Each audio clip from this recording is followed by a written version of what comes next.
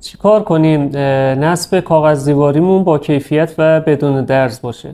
من یوسفی ام با بیش از 10 سال سابقه نصب کاغذ دیواری و محصولات دکوراتیو. اینجام تا یه سری نکته ها بهتون بگم که نصبتون رو بهتر کنه. اولین مورد کاغذ دیواری با کیفیته. شما باید یه کاغذ دیواری با کیفیتی داشته باشی که بتونی یه نصب خوب روش انجام بدی، یه خروجی خوبم بگیری ازش. اگه کاغذ دیواری بی‌کیفیتی به شما بدن، کاغذ حراجی یا تاریخ گذشته باشه، اینو به مرور زمان دیگه اون خاصیتش از دست داده و شما هر چقدر روش زمان بذاری یه خروجی خوبی نمیتونی ازش بگیری. مورد دوم چسب زیرکار مناسب اون دیوارتونه.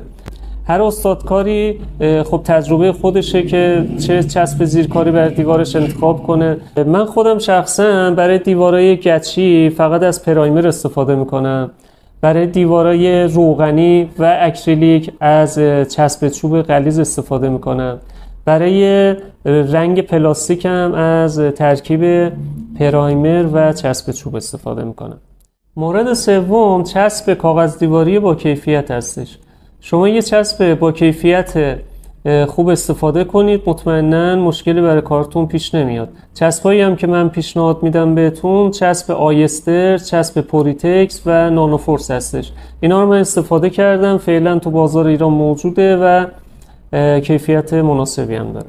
مورد چهارم که توی کیفیت نصبتون تاثیر داره شل و سفت بودن چسب مخصوص کاغذ دیواری هستش. اگه کاغذ سبکی نصب میکنید و ضخامت کمی داره باید چسب کاغذتون هم شل باشه. اگه کاغذتون سنگینه، گرماژش بالاست و ضخامت زیادی داره باید چسبتون هم سفت باشه که اونو بتونه روی دیوار بند کنه. مورد پنجم تنظیم بودن طرح کاغذ دیواریه. شما قبل از اینکه کاغذ رو نصب کنید باید گلهای اون رو تنظیم کنید و همچنین روی دیوار زمان نصب کردن باید اون طرح و زمینه‌ای که اون کاغذ داره با هم دیگه مچ بشه. اگه مچ نشه شما بهترین نصب انجام بدید اگه طرحاتون با هم نخونه درز کاغذتون دیده میشه و کارتون بی‌کیفیت جلوه میکنه.